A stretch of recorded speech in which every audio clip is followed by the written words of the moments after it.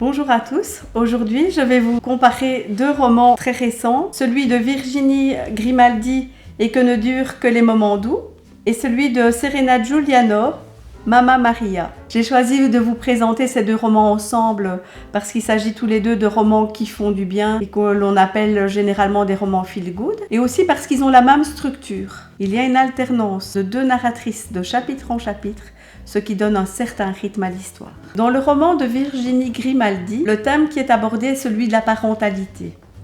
Alors c'est la parentalité à deux moments différents pour les deux narratrices. Pour Lily, elle est confrontée à la prématurité de son enfant, et en ce qui concerne Élise, elle se trouve au moment du départ des enfants et où elle va se retrouver seule à la maison. Quand elle aborde le thème de la prématurité de l'enfant, l'auteur est très touchante, très poignante. On sent que c'est du vécu et que c'est du vécu récent pour l'auteur. En s'adressant à son bébé, Lily dit « Ce dont j'ai le plus besoin, c'est de garder les yeux ouverts.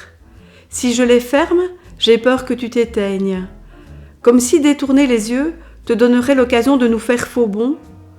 Comme si te dévisager pouvait t'empêcher de mourir. » Lorsque l'auteur aborde le départ des enfants du nid familial, l'auteur est moins dans l'émotion, on est plus dans l'humour à ce moment-là. Mon verdict pour ce livre est que je lui attribuerai 4 étoiles sur un total de 5 étoiles parce que je regrette un peu qu'au-delà de ces belles émotions que l'auteur nous fait passer, il manque un peu d'histoire, que l'histoire manque un petit peu de consistance. C'est pour ça que j'ai choisi de comparer ce roman avec celui de Serena Giuliano, Mamma Maria. Serena Giuliano est une auteure française d'origine italienne et dans ce roman, elle rend vraiment un très bel hommage à sa culture italienne. La culture italienne, c'est à la fois le caractère de la mama italienne, c'est la cuisine italienne, c'est la musique italienne qui est représentée par Adriano Celentano, et c'est aussi par le biais de cartes postales que l'auteur nous décrit son Italie, qu'elle nous fait vibrer avec sa culture. Au total, ça nous donne un roman avec beaucoup d'humour parce que la maman italienne, bien sûr,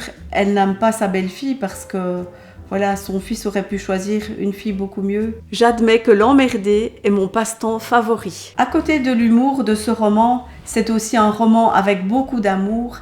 Et je viens là au thème principal de ce livre et à l'histoire qui est le fil conducteur de ce livre. C'est le problème des migrants et des sans-papiers. Et c'est là que l'auteur nous dépeint de très beaux personnages qui sont très attachants et très bouleversants. Et pour cette raison, pour ce roman, on peut attribuer une note de 5 étoiles sur 5. C'est vraiment un coup de cœur pour moi.